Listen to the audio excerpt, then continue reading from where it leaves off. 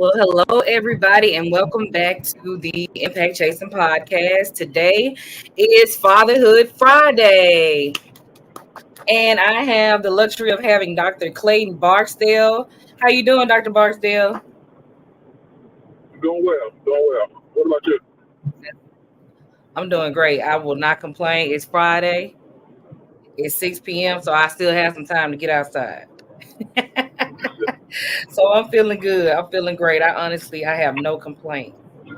But I'm really excited that you were able to join us today because Fatherhood Friday is a thing that I just started. And I guess considering that, Father's Day is on Sunday, I wanted to be sure to target, whether it's just men who are really great fathers and get your perspective on a few things concerning fatherhood. So I'm going to go ahead and let everybody know who you are because I don't think people may know how amazing you are. So I'm going to go ahead and just read your bio right quick. So we have Dr. Clayton Barksdale, a native of Greenville, Mississippi, and a 1999 graduate of Greenville High School. He continued his education at Mississippi Valley State University and obtained a Bachelor of Science degree in history. In 2002, he decided to advance his educational pursuits at Mississippi Valley and attained a Master's of Arts in Teaching Social Science degree in 2004. He resumed his educational journey at Capella University and obtained a master's degree in professional studies with a specialization in higher education leadership. Dr. Barksdale received his doctoral degree in leadership and administration from William Howard Taft University, where he studied the academic and behavioral impact of fatherlessness. He has received postdoctoral studies from Harvard University in educational leadership and management. Dr. Barksdale has been an educator for over 20 years and has served on all levels of education as a teacher, a librarian, college professor, assistant principal, and consultant. Currently, he serves as executive director of West Mississippi Education Consortium, where he offers mental health professional development to school districts. Dr. Barksdale has written 6 books. Y'all heard me, 6 books. And has received many awards, including the prestigious Certificate of Special Congressional Recognition from Congressman Benny Thompson and the Marquis Who's Who Award. Dr. Barksdale has been featured on Education Week and many, many more. Dr. Barksdale met his beautiful wife, formerly known as Rashida Bradshaw, now Rashida Barksdale, on the historic campus of Mississippi Valley State University. They have been married for over 20 years. Yes, to the Black love. And they have 4 amazing children together. Clayton Jr., Christian, Chloe Bell, and Kaylee. And they live in Cleveland, Mississippi. Ladies and gentlemen, welcome to the Impact Chasin Podcast, Fatherhood Fridays, as we welcome Dr. Clayton Barksdale. Yes. Put some fire in the chat for Dr. Barksdale because he is doing amazing things. So, Dr. Barksdale, I'm just gonna get straight to it. What is being a father mean to you? Let's do it. Oh my God. It means what first of all, thank you for everything. Thank you for the warm introduction. I appreciate it. And every time my bio is read, I just feel like I hadn't done enough. There's so much work to be done. Mm-hmm. So doing what's supposed to be done. Right. But being a father, it means responsibility. That's what it means to me. And it means a lot. It means sometimes when I want to be selfish, when I want to just have fun with myself, when I want to just lay down and relax. I can't. Because I was a baby girl, begging me to go to Walmart, buy below, or spend some money. It should be turned out. Like I said, my girls, our plan was just yesterday, but they want to go to the movies to see Inside Out 2. So it's just another link in Greenville. My wife is driving, so it's not me driving. But, okay, but that's what it means. So, it means a lot of responsibility. And sometimes, and sometimes doing things, when I want to relax, I can't. I have to just go ahead and be responsible and spend time with my children. And it's not a bad thing. It just means that I got to make sure that I'm doing my part impart, I guess, wisdom, spend time with them, just showing love, just loving them. This morning, Yes. this morning, when my daughter got up, she did in my bedroom with some cards, which she don't play with them. you know, Right. so, Uh-huh. so guess what? I got up and I played Uno. Um, they said, Dad, I want some breakfast. Guess what I did? I got up and I made some breakfast. I made an egg, made a French toast sticks, and I made Mhm. breakfast. So it just means that you have to live others, and I'm realizing it's not my life. I have to do things for them to make them comfortable and to make them happy, So responsibilities and sacrifice. So there were several good words that you said. The one that stood out to me the most was responsibility. And you also mentioned the importance of it. Kind of, I'm not going to say being a selfless act to be a father, but you do have to sacrifice and do things you don't want to do because it's not about you, That's right. right? That's right. Yeah. It's about That's it's right. about them.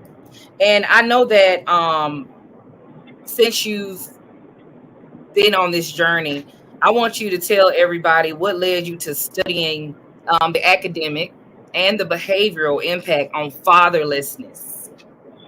Right. This is a really good question, and this really goes to the heart of my study.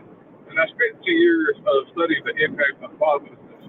Not only the impact, but the academic side of things and the behavior side of fatherlessness. So, I grew up without a dad, and I love my father, but he wasn't at home with us. Um, Mm-hmm. Great guy. I love him. I won't say anything bad about him ever. But the truth is, he wasn't in a home with us. Okay. We're doing great now. We talk on the phone days, but not days ago. We talk on the phone often. When I need him, I call him. So we are doing really good now. But when I was a child, he just wasn't in the home, and there were times when I needed him, he just wasn't available. So, Mm, so there were times when I was a child, I get a phone call saying, come pick me up, and I 8-year-old boy, a 10-year-old kid, I was really excited about it. And my dad comes, and I'm go, rush my back, put my clothes on, put my shoes on, be really excited. My dad come, oh my God, and I go wait outside for him, and the hours would pass, and it wouldn't show. And as you can imagine, that just damaging. Imagine how a 10-year-old kid felt being let down time and time again by somebody that he that should be a hero. mm-hmm. Uh, so they really impacted me.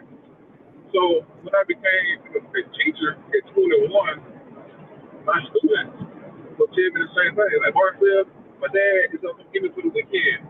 We're going to do this together. We go with this, we go with this. They were so excited. They'll say, hey, Barksdale, my dad is going to give me doing spring break or doing summer. If we going to Memphis, we going to all these big old things. But with the break included, we can talk about it. And most of them say, well, he didn't show up. He didn't come. He lied to me. So for 20 years, I noticed those trends occur in hundreds, not 5 or 10 kids, but hundreds of children across the Delta. Being let down time and time again about a Mm, and I began to really connect the dots, and the Bible said nothing is wasted. And I said, what, these kids are experiencing the same thing I felt, and I know how they feel, so maybe I can connect with them on that level. Um, so this is what I did. I also started doing studies in my classroom. Each mm-hmm. year, I would ask my kids to say, raise your hand if you grown up in your house with your father. And for the first 10 years of teaching, half the classroom raised their hand. But one year, I was working in Solomon in Greenville. I asked that question to my students, to this one class, and nobody had their father in the house with them. And that was just shocking to me. Like, nobody, no father, 20 kids, about 20, 21 kids were growing up in a house without their dad. And that really, really was traumatic for me to see that. Yeah, So basically, you did the research, and then as a teacher, you started doing more. You had your own personal experience with you also. Your father was there, but there were some times where he may not have shown up, and so you could Correct. connect students on that level of disappointment. And I Right. think for me, my situation was similar in a sense, but my mom and dad were married, and then they got divorced, right? Right. And so when they got divorced, my father moved away. And so you mentioned the importance of having that man in the household. As an educator and just a woman, I can tell my son to do something or a student 5, 10 times. But when his dad, when if a man, particularly his father, just walks in, like everything just ceases. And so the present, seriously, like just the presence of a man being in the house or just around makes all the difference. So I'm glad And that. Mhm. let me add this also. So when I started class at Solomon, with no student in this classroom didn't raise their hand, that's when I went and studied my dissertation topic. So, Mhm. I did a study with Cleveland School District, and I identified the 10 students, five that grew up in the home with their fathers, and five grew up in the home without their father. And I Mhm. compared the data with those students. And then I had the ones in the house without their father write essays on if they think it impacts them being a student, not having their father in the house. And the study revealed that the students that grew up in the house with their father score higher on the math and English state test. They score higher. Okay. Also, they had less referrals. They had less, off referrals. Also, with the father's kids that wrote the essay, they said that they went through depression. Uh, there were stages where some wanted to commit suicide because they felt like their father didn't care about them. And also, there was one particular kid. He was an athlete, and he said in his study, in his essay that he would look up in the stands and see other kids fathers there watching their sons. His dad was more around. And mid-game, he would get depressed, middle of the game. So we had people cheering his name, rooting for him, but that didn't matter to him. He just wanted his dad there in the room home, and Mhm. his dad wasn't there. And he said he went through depression, don't want the game. So I think this is information that people should know and fathers should know to really understand they are important and kids who will show up in their life. I agree 100%. The importance of just being Just there, being and the there. fact, So, yeah, just being there. That's the thing. And I spoke on that earlier about Tom Brady. Tom Brady mentioned that his yeah, father was his hero, and he got emotional about it. And I'm like, it, do people really know that fathers are really heroes? What do you think about that? well, Do you think people know that fathers are heroes, or what does well, it take in order for a father to be a hero? right. So that goes to show. Now, so my phone may be kind of the connection be kind of choppy on the show, but this is what I had to learn. I done had my dad there on both times, okay, but I still made it somehow. So what I found myself doing, I kind of discounted my presence. I said, well, if I did it without one, my kids can do it. So they really don't need me. But that was a lie. I had to get under submission.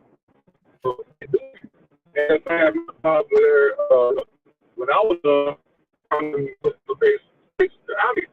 But so I'm pretty sure there's people out there thinking like me, or how I was thinking. Well, I still made it. I'm still so successful. And I had my dad there Mhm. to guide me. But that was a mistake that I was making. And that was a mistake in my thinking. Like, the more you are there for your kids, the better they'll do. Let me add also, because a lot of times the deadbeat dad gets all the bad press. I never knock the father. I never talk bad about one. So I would never talk bad about the deadbeat. That's not my calling. They were supposed to do all that stuff, but that's not what I do. But I want people to understand there are some situations where the father can't be present. Okay? So, I'm going to give you 3 examples. The father may be locked up. He may be in jail. Okay? He can't be there for his children. He may have to work. Mm-hmm. He may be stationed, Right. You went out a little bit, you Clayton. know, You're in and those out. types of fathers that can't even right. So Right. So some you fathers, hear me there? it's not that they don't want to be present. Some of them just can't be present due to certain Right. situations or circumstantial. And I'm glad you brought out the fact that your situation made you say, "Hey, I turned out all right." So, but you realize it was my thinking because I know for me, I took it as intrinsic motivation, right? And it inspired me to take all of that and just throw it this way. But some people do completely opposite, and so it's good to keep that on your frontal. My next question is, the what do you believe is the role that fathers play in children's education, and what ways can they actually get involved? Well, my role, once my kids made it after kindergarten, I'm done. I don't know about no algebra or anything. Okay, once y'all make it past Mhm. kindergarten, they go see your mom. They go see your mom. But I don't know. Watch.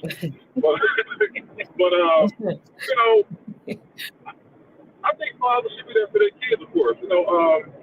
And I say this as a principal and as a assistant principal, as a teacher, once up to school to check on the kids, you will see an instant shape up instantly. But that's only if the father expect because Mhm.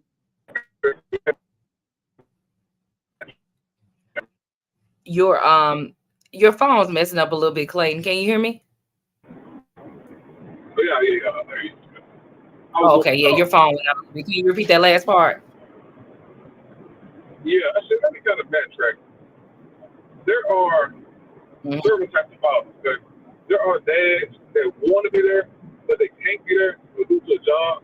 Okay, and then there are fathers that want to be in their child life, but they can't because of court order. Something happened between the mother, and for some reason, the mother she's not letting that father see his child. He got to go through all kind of paperwork. He got to go through the legal system, and that takes time. But meantime, why it worked out? The father is in his child life. Now, the child don't know all the legal details, but he just knows my dad is here. Okay. Mhm. And then there's a father where, we call this the Disney day. He's there for everything, every game. He's there to have every practice to pick up his kids. He's there all the time. He even fix Mhm. at night time, his kids going to bed, going to kiss on them. He love on them all the time. Hey, that's a dad that we all should try to be at Disney day. I wish I was the dad, but I'm still growing Mhm. myself, okay? So there are different types of fathers. And then we got the dad that we all know about, that deadbeat dad. The one on social media, the one that get blasted on Sunday. He wasn't there for his kids, that dad. It's not fair for that Yeah. dad to get all the spotlight. Because all men ain't like that dad. There are some really great men out there that do some really good things. You know what I'm saying? Mhm. But for some reason or another, they did be getting all the bad press. When they shouldn't be so. Right. I So, agree. I agree 100%. yeah. It just has a spotlight. My neighbor, he's in his yard all the time, playing softball with his kids, teaching them how to catch, talking to him. He's there Mhm. all the time doing some really good things for him. So there are some really good men. When I was working in Barksdale, fathers would come to the school all the time and check out their kids. They have lunch with them. They bring them back. So they go to McDonald's 30 minutes, come back to school, they have a good time. So there are some really good men doing some really good things.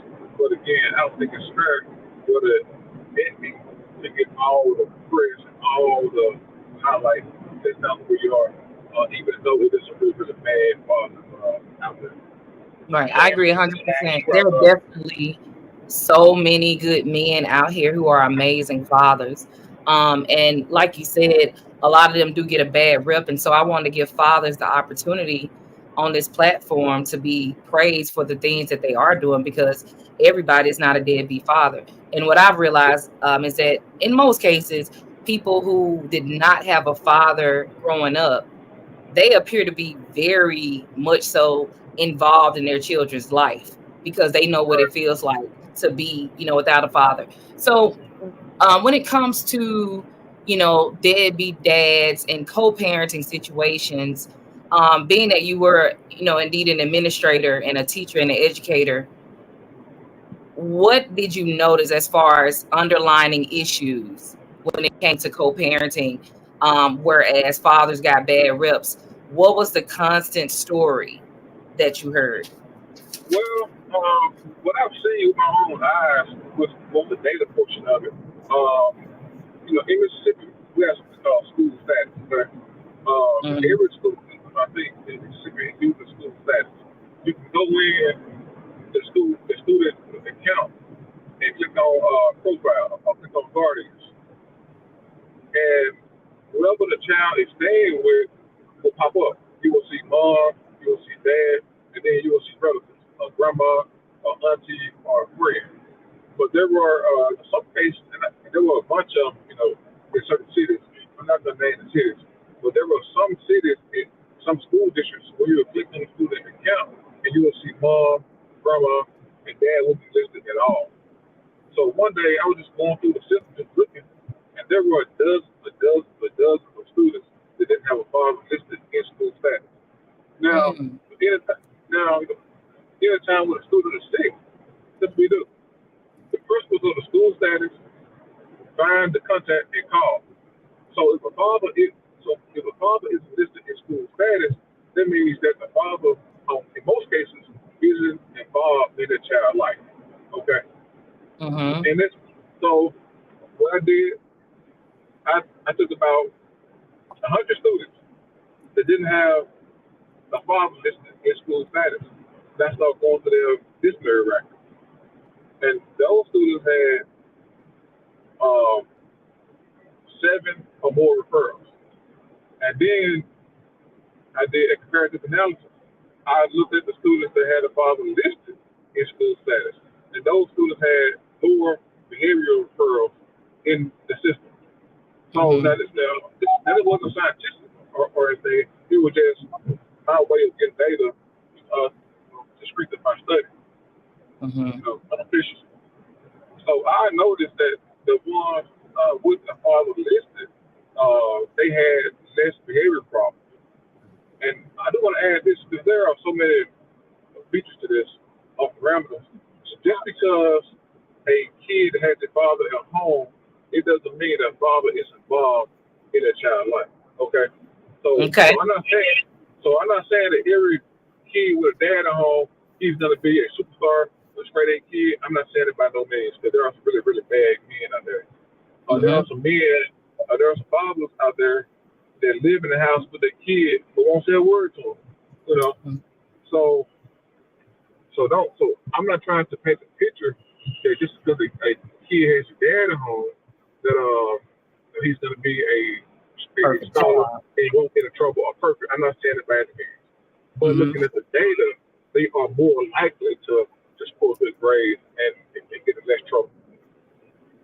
I love that. I love the fact that you have data on on what the truth is behind fathers being in homes and fathers not being in homes. I think too, add to that, like sometimes uh as a married couple, right? Some people may say, "Oh, okay, mom and dad's in the house, so everything's great." But it's possible in most cases, women are like married single women because they have to raise kids by themselves because That's right. everybody's so bent on fathers being providers to the point where they just are not emotionally connected. They're just providing financially. And so, what are some ways that you think African Americans, particularly those fathers, how can they get more involved in terms of the community? Like, what is it that they need to do with their parenting journey? What type of Well, initiative do you suggest? good question. And I believe that everything begins and ends at home. Like you read earlier that I wrote 6 books. I did write 6 books, and that took a lot of time. You know, Mhm. so there were times when I had to close myself off and get my thoughts together. Had to go in my closet and think. I had to just really just shut down. And during this Mm-hmm. time period, I wasn't spending time with my kids. But at the same time, I would go outside and I would see my neighbor playing with his kids. Mm-hmm. You know what I'm saying? So I said, okay, but thank you guys for the reminder. Let me shut down for a minute. Let me shut all this stuff off, these books and everything. Let me put it to the side and let me spend Right. time with the kids. And I know most men and the men that really want to do things, they can be so single, like one track minded. They want to finish their project. They want to get this done. And a lot of times, a byproduct of that, the kids fall by the wayside. But you got to be cautious enough and conscious enough to know that you can't get so far in the weeds. Your kids ain't family gonna need you, to be that staple in that household.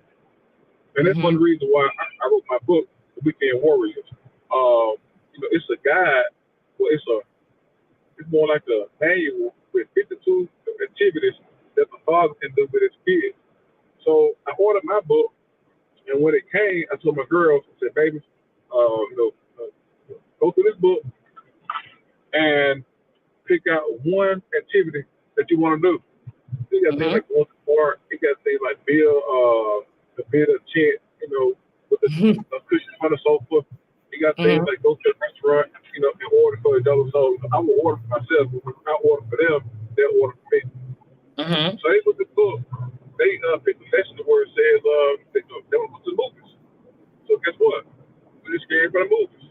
And that's a way of shutting me down and making me focus on my kids instead of just Mm-hmm. being so far pleased and focused on my business interests. So Okay. everything everything begins and ends at home. You can't take care of your friends without being involved in your home first. Mm-hmm. I agree. I love the fact that you brought that you brought that out, like having those specific activities to Yeah, do. Sometimes people don't know like even where to start because they don't know how to connect, right? And that's men are right. so focused on doing. And so you can't be so busy like trying to create a life that you forget to live the life that you're creating, that you That's created. right. So it's also mental health month for men. And I wanted to ask you a question because mental health is something that I believe we tend to kind of put on the wayside as it relates to men and their mental health. Most societies and stereotypes are like, you know what, men are fine. You don't have to cry. You just put everything to the side. So, how does fatherhood impact the mental health and well being of African American men? And what steps can they take to prioritize their own self care? Yeah, this is a good question. And my answer may be kind of unpopular, um, Yeah. but because now let me. How can I, so first of all, men need to be company of other men. Okay. Um, if I'm going through something, if I'm having a trial, I need to talk to another man that went through it or is going through it. And just talking about it. And just hearing somebody say, "Oh man, I did it too," or I went through that too. That makes me feel better instantly to know that somebody has gone through or is going through something that I'm going through. So talking about it first, but talking about it with somebody that you can trust. Uh, you can't tell everybody everything. You know what I'm saying? Because they'll take it and they use it against you. So Mm-hmm. you got to have your friend or somebody that you can trust, a therapist, or maybe even a pastor, somebody you can trust to just kind of vent to. And that's Yeah. what I do a lot. I got my childhood friends or my line brothers who I play out with. I call them and ask them certain questions. And even questions about parents. I don't know everything. I go Mm-hmm. look on it, but I don't know how there are certain things like that I experience or that my kids going through that I don't know how to answer. So I call my friend, hey Don, what did you do when your kid did this? Mm-hmm. You still here? Yep, I'm still there. Yeah. So that's what I needed the most. That's what helps the most. Number one, find you a good friend, somebody you can trust, and y'all Mm-hmm. share stories, y'all talk about the problem. Two, Mm-hmm. so really, really just read scriptures that apply to things that you're going through. You know, Okay. um, for example, the Bible say that God He is a father to the fatherless. So that's a Mm-hmm. good example. Uh, for people that may be dealing with it or struggling with not having a dad. Like, yeah, even though you put other men in your life to help you become the man that you can be. Mm-hmm. You know, like a coach in Yeah. school or a teacher or a mentor or a counselor or some other man out of life to teach you everything. So basically seeking out community to assist you with those issues that you may be having. You spoke Correct. about God, you spoke about friends, and you also brought your fraternity in. And we didn't even tell people that you're a member of Alpha Fraternity Incorporated. You Well, pledged the night. Zeta Phi chapter.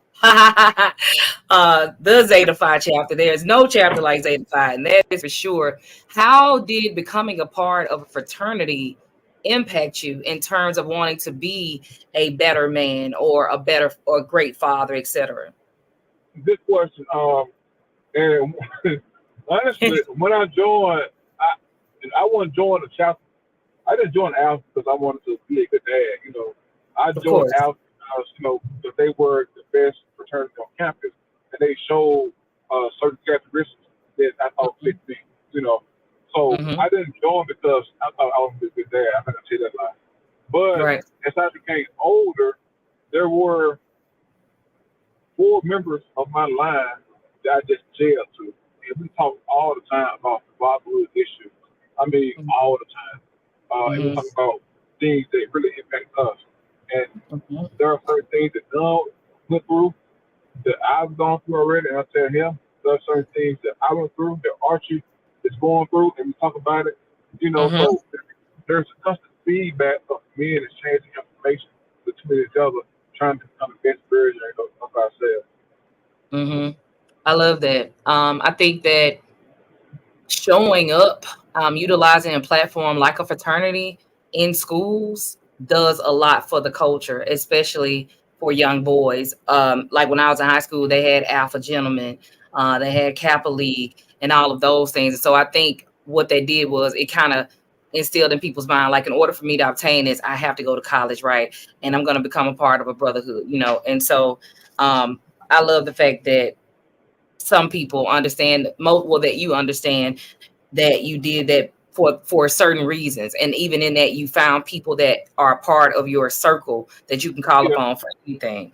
And that's what I think it's about. But one thing I want to know is, like, how can we celebrate and recognize achievements of those fathers that are doing what they're supposed to be doing, um, to create an inclusive narrative around fatherhood? Good question. Right. This is Ah, now, there. now I put so this is something about dads and men. Most men we kind of get uncomfortable saying that we need certain things or buy me this or because most men by nature are the ones that's gonna provide. They the one to go out and get things and bring it back to the family. So we don't really say, hey, buy me this or I want this. Never do certain times, but most men ain't built like that. So like I tell my wife all the time, it's up to you to kind of watch me, listen to my conversation, then based on what you heard, go and get something that you heard me say. But I don't Mhm. just go and say, hey, buy me this, buy me a truck or buy me, a tool belt or help me with this investment. Based off our everyday feedback with each other, you should be able to kind of pick up on certain things. And then, just one day, just bring it home for me. Yeah. Like one day, I was just talking to him, said, man, I need some shaving cream, because I ran out. Mm-hmm. And I was going to go get some the next day. So she came home from work. Guess what she had? She had Shaving. 3 cans of shaving cream. And Mm-hmm. that meant so much. Like, oh wow, like you listen to me, Mm-hmm. like you heard me. Like that meant so much. Who knew 3 cans of shaving cream would mean so much to somebody? But just Mm-hmm. her listening to me and going out to get it, that meant the whole world. Like, man, he actually heard what I said. He listened to me when he got it. Like, Mm-hmm. man, like you thinking about me, you know. Yeah. And Yeah. that, that felt so good. So how can you help any man? Just listen to him. Because by Mhm. nature, most men not complainers. We don't really do that kind of stuff. But we'll say certain things. There are times in our dialogue we may say certain things that you can pick up on it and can then give us that feedback. But we don't really complain. That's not we're not built like that. Right, You know, exactly. Men are more problem solvers. yeah, If anything, they want to know, okay, what is it? So this is bothering you. What can we do to fix it? yeah. So for That's it. so That's it. for a man to be heard means the world. And I think as a woman, when we get to a place where we understand the importance of actively listening and how to do that effectively, and how to just genuinely be there by not necessarily trying to fix the problem, but just letting a man know, hey, I heard what you said and I'm doing something about it. I think that's beautiful. Like you said, something so small meant something so big to you because of that, because you know that she heard you. And believe it or not, I think that there is wisdom that men need in order to just thrive in life and not just survive. So, what advice or words of wisdom do you have for men that may be facing obstacles or struggling to navigate their role as a father? Good question. By nature, by growing up culture, I'm going to say, of course, first try to find solutions within the Bible. But even so, the Bible going to say seek wise counsel. So find you somebody you can talk to. Find you somebody that you can trust. You need to understand that there are men going through what you've been through. Even the Bible said that Jesus, he suffered some of the same things that we go through, so he can identify with us. You know, so find somebody that you can identify with, and then share your problems. Build up each other. Right. Um, so find somebody that you can really talk to, that one person that you can trust. Now, uh, there's a difference in going to a Christian counselor and going to get therapy from a secular therapist. We know Mhm. that a Christian counselor, they're gonna point you back to God. They're gonna whatever you say you got going on, they're gonna talk to you about it, but they're gonna talk to you about it through a Christian worldview. If you go through a secular psychiatrist or counselor, they can't mention God. So you got to be cautious who is giving you such advice. A psychiatrist, by nature, by job description, it's against their job description to even mention God. You know, Mhm. so you got to make sure, like, what kind of advice are you seeking? Do you want some God, the spiritual advice, or do you want some worldly advice? That's going to come from the Mhm. psychiatrist. You know, Mhm. but what happened was we used to get the therapy from the church on Sunday. We used to get the advice from the pastor on Sundays once he stood up and preached. But now we have less people going to church. So even if you don't have time to go to church, that's okay. Go to YouTube. Watch some YouTube sermons. Mhm. Tune in to certain radio stations. You can find ways to get answers without going to certain churches. You can tune in on Facebook or YouTube or, you know, to get the help that you're looking for. Right. So having first of all, I think people got to know what's considered wise counsel. Like you said, finding Right. someone that they can trust, finding a higher power to seek, whether it be God, preferably, but spirituality, in a sense, and just having a community. And I think that isolation is an issue for men. Um, in my experiences, when a gentleman, I was dating a gentleman, and he would just not talk. You know what I mean? And I would respect his space. But I would let him know, hey, whenever it is that you're ready to talk about it or be heard, I'll be right here. And a lot of that took him just willing to do that on his own. And then he would come back and say, well, I talked to my uncle about it, or whatever. But he wasn't necessarily pro counseling or pro therapy. And some people are and some people are not. But I love the fact that you talked about the importance of that, because I think that's going to be the only way that we thrive as a community. Well, because you know, and I've been married for 20 some years, I think 21 years, and I went through this stage too where I didn't want to talk about certain problems because I didn't want to be seen as weak. I want to be seen as the person with an answer. And if I'm coming to my wife with an answer, I'm not doing my Mm-hmm, job. But there was mm-hmm, a lie that I force myself to believe. That's not true. The Bible said that your wife is your helpmate. She's your Absolutely. help. She's your help. So she's your help. So it's your job when you don't have answers to go to your wife to get answers and get solutions. Because she's on a ride with you, and your failure is her failure. So Mm-hmm. she's more invested in you. You know what I'm saying? So Yeah. she's more invested with you. Mm-hmm. So but like I said, during our first 5 years, I didn't share too much because I wanted to be the one going out and bringing that bread or bringing the ounces home. I didn't want to depend on her to help me through this process. So, but now I know better, and I learned to do better by talking to other men that's been married for a long time. We go and Mm-hmm. get out and include our wife in the process. Mm-hmm. Um, and that builds trust, it builds communication, you know, and then Mm-hmm. it builds certain data points within our marriage. Like, hey, babe, you remember the time when I had this problem? Or hey, you remember the time, it builds those data points to increase Right. conversation to talk about other things. Yes. Right. So Those data points. Love that. right. So this stuff, it's important. So hey, babe, remember back in November 2022? Oh Lord, I remember that, Huh? you know, I remember that mess up. I remember back in September of 2005. I remember you did that. So Mm-hmm. it's important to have those data points and we constantly grow. As the Bible says, you will eventually become one based off the mind connectivity. To know that we are so connected, we can pinpoint a certain event at a certain time on a certain year, like this, and discuss it like it happened yesterday. You know. Yes. Yep. I love that. I like the fact that you brought up data points. I think it's important to do that with your relationship, with God. And as men are growing, they need to also remind themselves, like, hey, I went through this, but then this Yeah. happened. They don't have a significant other. And I'm glad that congratulations on 2021 years. That's beautiful.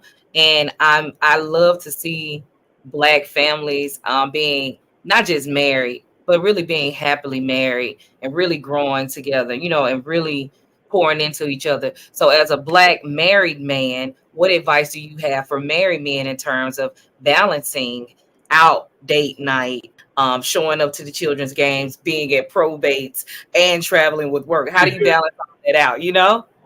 Right. So let me say this. And I watch TikTok. I love TikTok. I Yep. spend some time on TikTok, and I see there are so many dating shows and these wise men giving advice on couples, relationships, all that stuff. And it's like everybody is looking for this mate. It's not gonna happen. It's not realistic. You know, Mm-hmm. it just people got. How can I say this in a certain way? You try to Like format it well, in layman terms.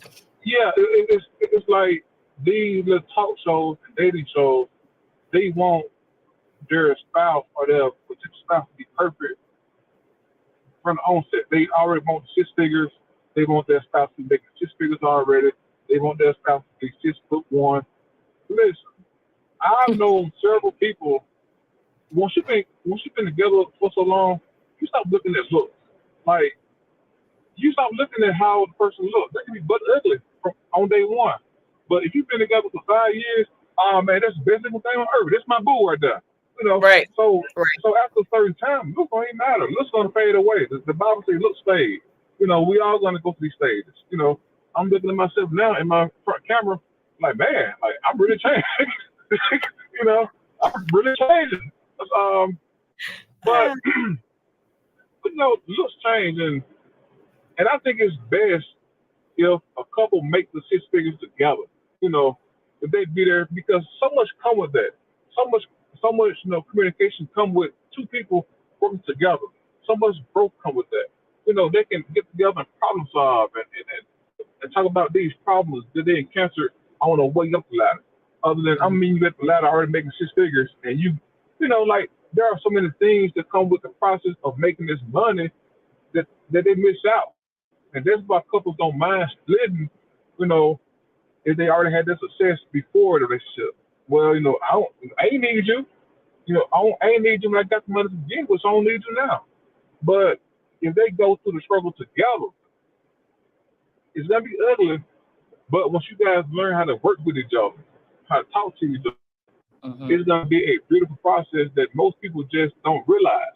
Like it's, and I, and I hate to sound cliche, but it's beauty in a struggle. It's beauty in those hard conversations. You know, Yeah. and and I'm more of a go getter. Like I don't care what it is. If I see it, I want it. And there were times when I was willing to lose a lot. You know, and she was right there. She lost it with me. There were times when I was with to sell the house. And move back to Greenville, and she was right there with me. You know, but luckily, I came to my senses and got everything back again.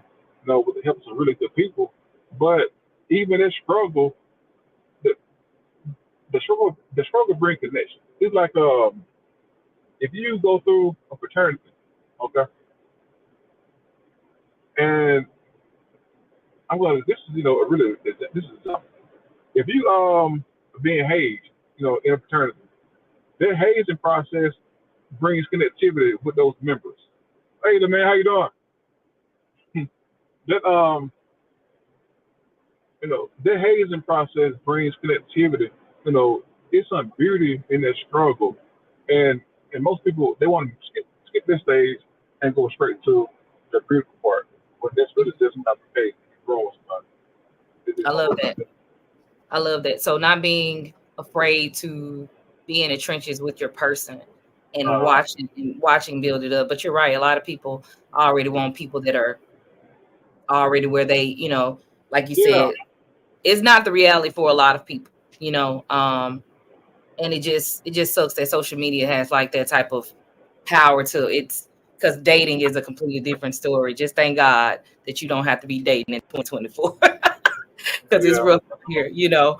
But I love the fact that as a man, I think the thing that I got from all of that as a man, knowing the importance of having one wife and having, you know what I mean, being able to mm-hmm. grow with that person and be in the trenches and build it up, like you said, is there is no progress without struggle. Who was that? Frederick Douglass.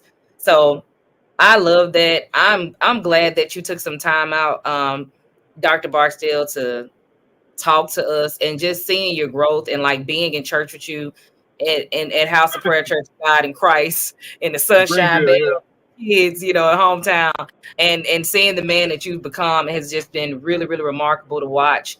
So But I want to take some time to give you your yeah, flowers and let you know you're doing a I want great job out here.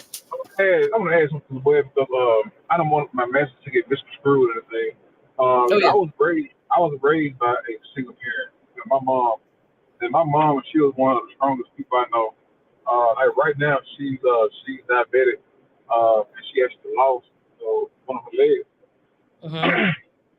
And she hired or we hired somebody to paint a house for her, and she said, she don't need no help.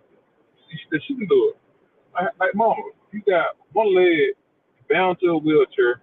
How are you gonna paint this house? It's like it's not possible. So she said, "Nah, I'm gonna do it." She sent the painter home. Hmm. So he said, "Okay, all right, well, okay, we'll go ahead and do it, then, mom." And we came to visit the next day, and she painted the wall up so high. She painted half the wall. She Mm-hmm. painted the portion of the wall that she could reach. She said, "See, I told you." Like that's the kind of, and like keep in mind that she's diabetic with one leg. Mm-hmm. Imagine how she was growing up when she was in her 30s. You know what I'm Yeah. saying? I remember, Like, yeah. she is a strong, independent woman. Okay, Mm-hmm. and I would never, never, never, never, ever discredit any woman that's raising kids by themselves. That's not my goal. That's not what I do. I just want to highlight that fathers are really important, okay, in their lives.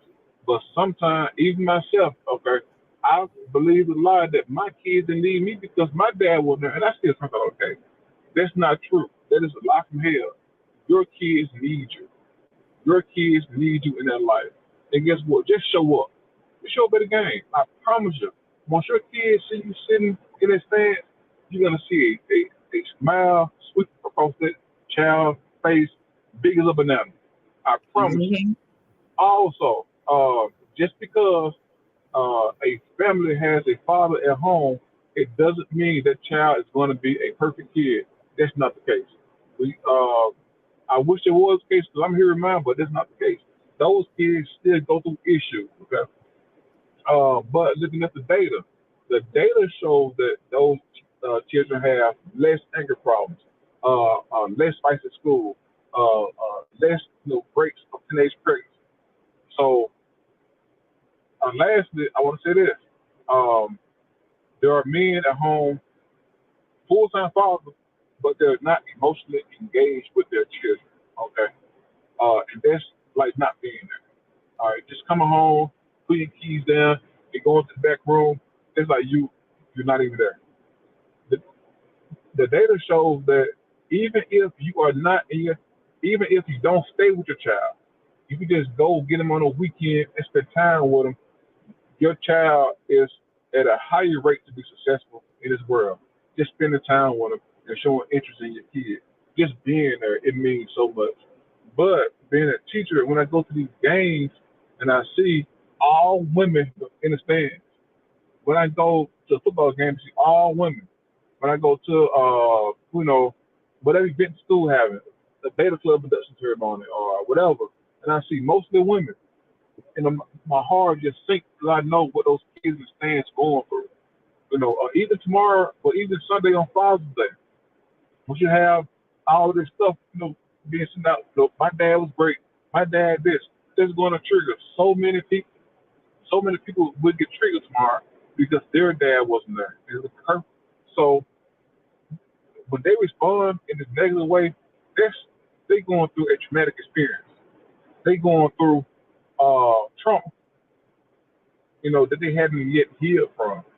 And I tell my people when I go to counseling sessions, when I go speak to the audiences and teachers and all these people that wasn't buried with their father, you must come to a state or a stage where you must forgive them. Holding on to that hurt is only hurting you. Forgive them. Forgive them. Forgive them. Forgive them. The Bible said that when Jesus was on the cross, he said, forgive them, God, but they don't know what they do. And at the time period, maybe your dad didn't know what he was doing when he was, all by himself. Maybe he had something else on his mind that he thought was more important. But now he see that all the time he spent, it wasn't more important than you. He should have been investing the time in you. So he was tricked. Like most men, get, it's the devil's job to remove the man from his household. That's his job. He want to have you distracted by everything, so you'll leave your kids and everything behind. And most men, or some men, fall for that trick. And he's good. You know what I'm saying? The devil's been around for thousands of years. He knows all. Your phone went out, Dr. Barksdale.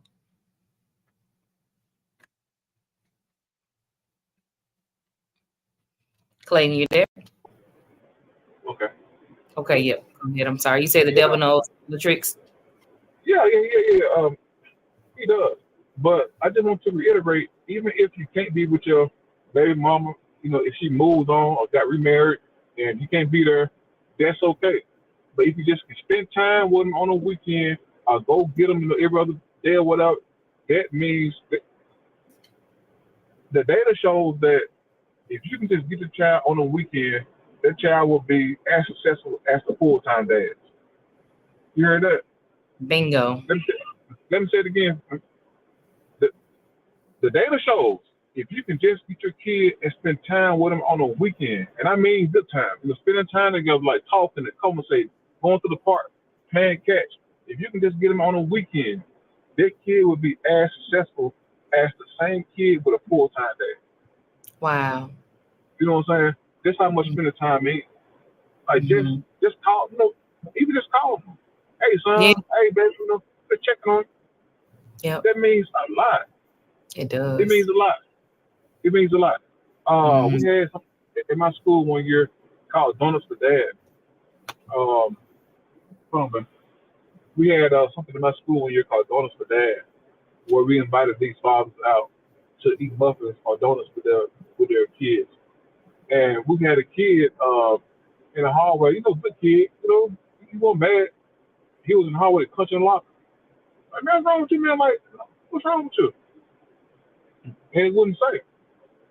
So finally, after talking to him, I was just constantly trying to prompt him. He finally said that my dad didn't show up, and I'm mad about that. You know, like Mm-hmm. my dad didn't show up, and I'm mad about that. So I'm gonna punch his locker. He was Mm-hmm. he's angry. You know, so just showing up with here, so many kids. If you want lower behavior problems in our school right now, get the fathers involved. I guarantee you, just by showing up at the school, those kids want to perform much better academically and behavior. I I guarantee love you. that. I love that. Just by Getting just by getting the showing up. fathers involved. I think the biggest point that I received, and it's funny because I'm actually living it as a divorcee. Every weekend, my son is with my ex-husband, with his father every weekend. And it's really interesting because I had a teacher tell me, "Oh, I thought that both of you all were, you know what I mean, in the same household, or whatever." And I was like, "No, we're divorced, and but he's very active in his life." And so, as a woman, I think it's important for us to not be so angry, to be so bitter or so frustrated that we limit or allow the father to be in the child's life, regardless Well, of what's happening. If it's something that is not endangering the child. right there, right. Now, Yeah. but I can say that's some good feedback. But what I want to say to that is, you know, I read something that said women, their their imagination tends to get the best of them when they meet somebody new. Like they think about the wedding and what they're gonna wear at the church. Um, they think about the wedding colors, look at the bridesmaid. They think about so much at one time when they know they met their spouse, and they so I say that to say that so many women are hurt, and I mean they are really they are really, and I don't want to overuse the word traumatized, but they are really hurt and depressed because they thought this man was going to be there for them forever. You know, they are really hurt by that. And I don't Mhm. mean hurt at the lowest level. I mean they are really angry and just, oh my God, like, how could you do this? How could you leave me?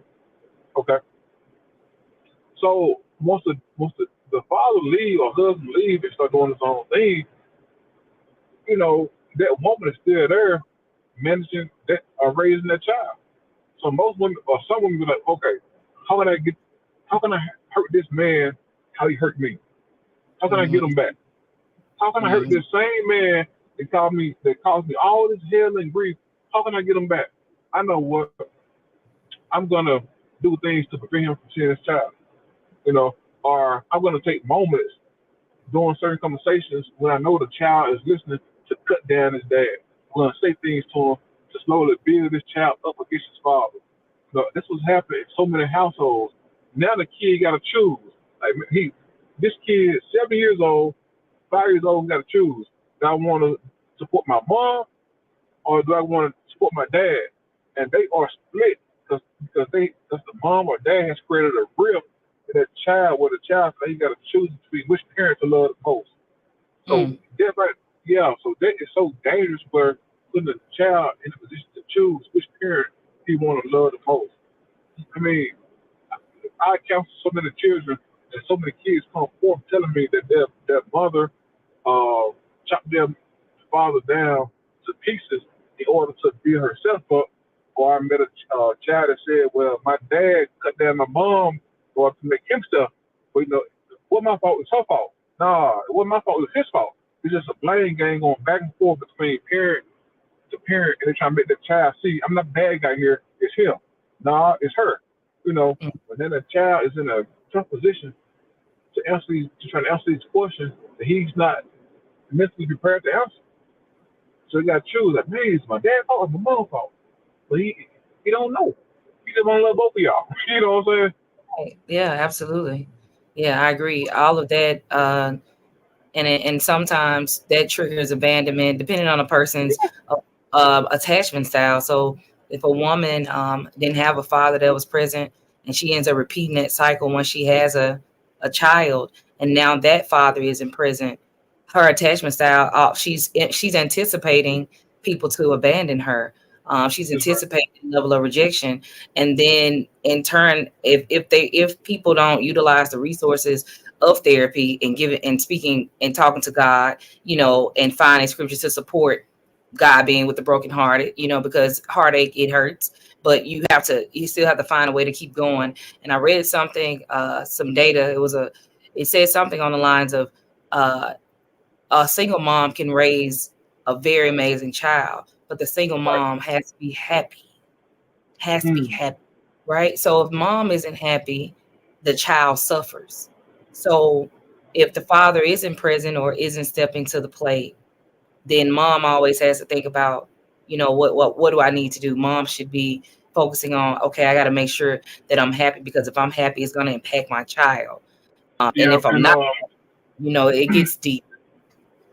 yeah, and two, mom is drained because once dad leave the house, dad is also taking the income.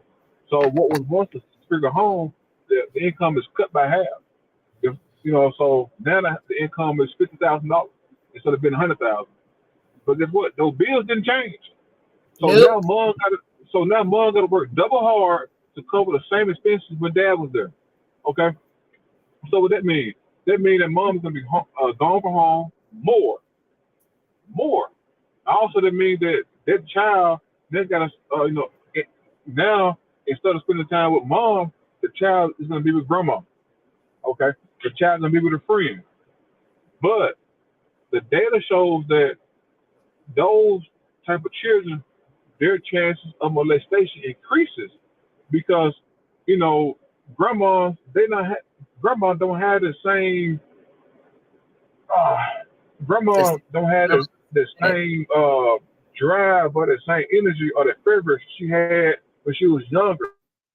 So now you might have an uncle over there, might have old family friend that's lingered around for years and years and years. So now mm-hmm, their family friend or their uncle see Eve's a bait. Grandma, she's in the best sleep.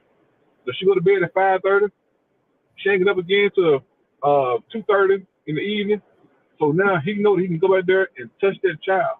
The data shows that. The data shows that those type of children are more likely to be molested by a family member, and those usually the uncles are a family friend that just lingered around the grandma house for a long, long, long, long time. And now you see the mm-hmm. child at each face. Yeah, that's the day. That's not me talking. That's the day.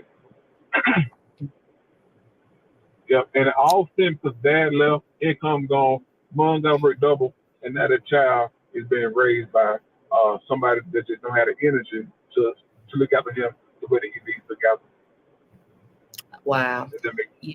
Yes, I get it. I get it completely. But we got to figure out a way. And I think a part of it, I think you have some of those answers with some of the books that you've written, the Mm-hmm. manuals that you've written.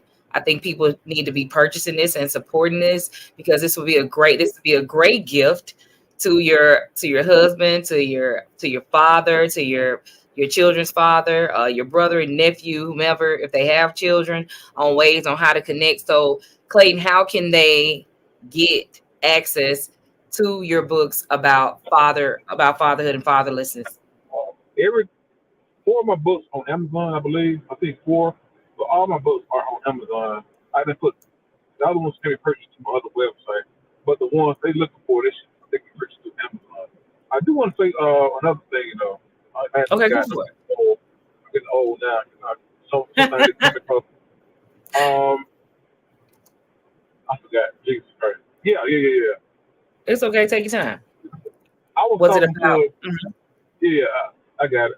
I was talking to a colleague, and she had I think four, five kids by her ex-husband, and they got a divorce. And she said that she even hated for them to bring up his name. She hated that. So for years, those kids couldn't even mention the father's name to her. And and as a kid, you want to know, who's my dad? You know what I'm saying? Kids want to know Mhm. that, like, because they want to see is there somebody that I can look up to? Who's my dad? They want to know who he is. And she said for years they wouldn't even mention to say his name to her. We didn't talk about it. So it's like the dad didn't exist. So she ran across my data. She ran across my study. We was talking one day, at work, and she said, Barksdale, what can I do? I hate this man. Like, I don't even want the kids to know that he's even alive because he did me so wrong. I said, it's gonna be a painful experience. But one day at home, go to your bedroom, call him inside the bedroom, and say, hey y'all, ask you anything, ask me any question you want about your father. And she built up enough, courage to do it. She called me in her bedroom one day, all 5 kids, they sat in her bed, and she said they asked her questions for 8 hours straight about dad. 8 hours. Wow. 8 hours. And she answered every question. And she said by that second hour, she felt relief come over her. She felt like she felt relief, Mm-hmm. knowing Mm-hmm. that she was answering questions that her kids wanted to answer. That the kids were, they were just, on their kids' mind. And she said she felt so much better afterwards. Then she said the kids come to her, talking to her dad, but they asked a question for dad, and she answered now like it's just no problem. That's healing. Mm-hmm. That means some type of healing has occurred to know that I can talk about something that hurt me without it having an emotional, an emotional experience tied to it. She didn't cry. She didn't get mad. She answered the question. They walk on by. You know, and that's Wow. what parents, and that's what some mothers need to do. Is to call the kids in the room. And say, hey, ask me anything. Ask me any question you want to about your dad. You got 30 minutes, or you got Mm. 1 hour. You know, if you can take 15 minutes, you got 15 minutes. Ask away. And I guarantee you, you're gonna feel better than the child is too. The child wanna know, who was my dad? Like, mom, like, what kind of guy was he? And don't beat him up. You know what I'm saying? You can find some good stuff about it. Still be truthful, but don't tear him down. Just tell him, what good he do. How was he? Was he a brave man? Was he this type of guy? Was he this? Because kids want to know. Kids want somebody they can identify with. Like me. I was trying to Right. find somebody that I can, identify with. I wanted Mm-hmm. to know more about my dad. I needed to know that. And so we got close when I was in my late 30s. We just really started talking more. And, I went outside to talk to him, and I came back in, and I was smiling. Like, I had a smile on my face, you could see it through the beard. My wife said, Clay, you smiling. Like, like I'm 30, I'm late 30s now. Mm-hmm. Smiling like a kid because, Good man, ear. I talked to my dad. Late Yeah, 30s. You know, man. Never late too old. 30s. Smile like a kid because, man, me and my dad talked. And Yeah. that's so good to know that, man, I talked to my dad. That's my Mm-hmm. dad. We Yeah. talk. Yeah. And those kids should feel that exact same experience. Like, man, like, he's a good guy. You know what I mean? Yeah. And, Yeah. and That 50% of me is good. yeah, Mm-hmm. and even when I wasn't talking to him, when I wanted to get to know him and know him more, I did what most kids do. I went to Google, and I put in Calvin Barksdale. I typed it up, and that's what I saw. I saw article after article after article after article.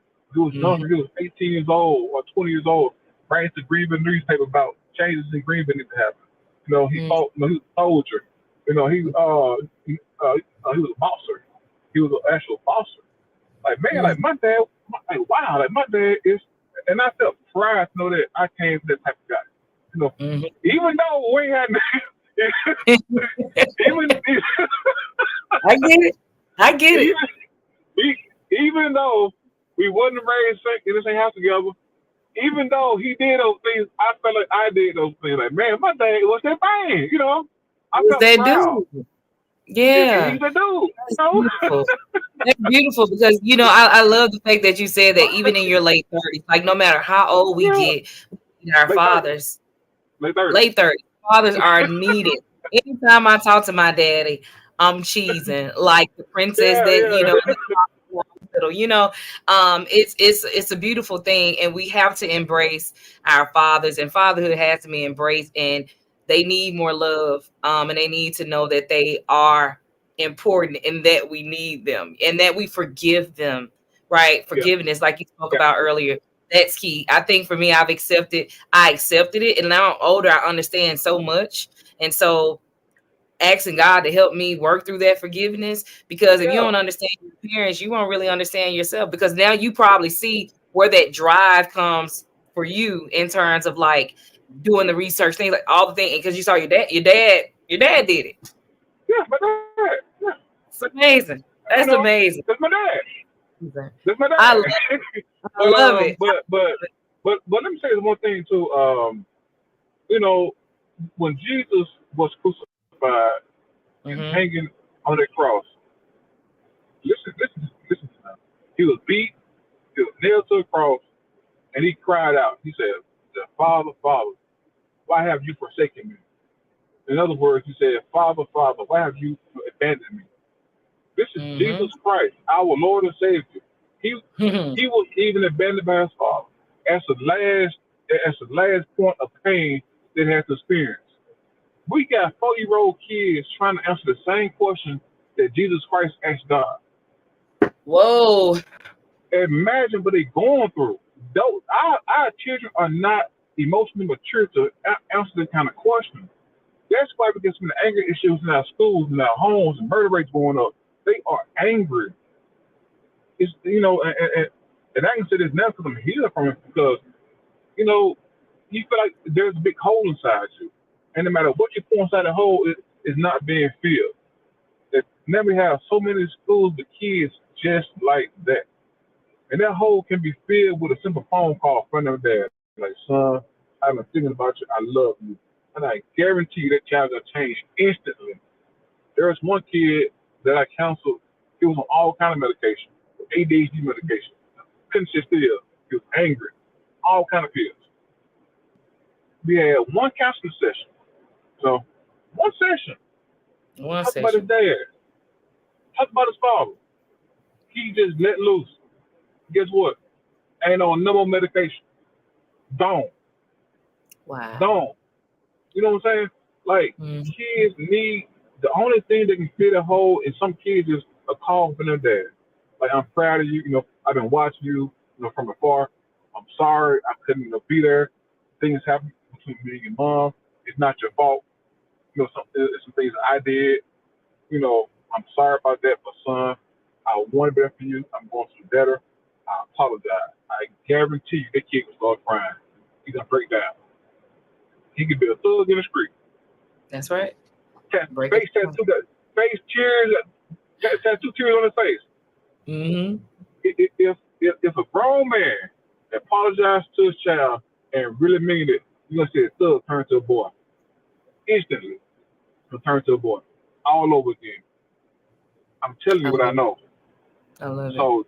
So fathers need to understand how much impact they got on their kids. A dad, one word from dad, oh my God, can Mm. change the whole trajectory of his kid. One, I love you, or I'm sorry, or you right. I should have been there for you. Watch that grown man turn to a boy. Hmm. Just watch it. Mm-hmm. Yep, So true. I love that. People's feelings are valid. Their behavior is not. yep. And so, like you said, just being there, showing up, saying I love you, taking initiative to call, to text, to take ownership. And that one word that you brought up when you first started speaking was responsibility. Mm, yes, sir. So I love that. I wanted to thank you once again for coming on and being the first person for Fatherhood Friday. You Okay. set the tone. Doc. You set the tone, Doc. Trust me, I'm booked for the rest of the summer.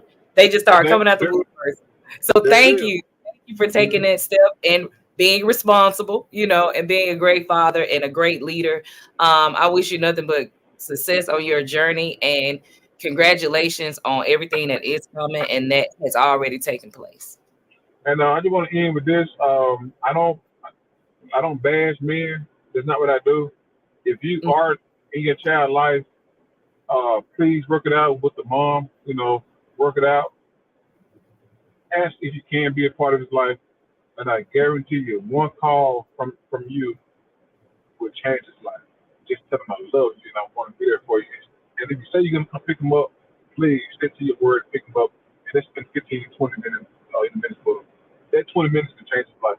And one last thing before I go, if you don't mind, I know you got things to do. It's the Oh, no, go weekend. ahead. You're fine. You're fine. This is my last thing.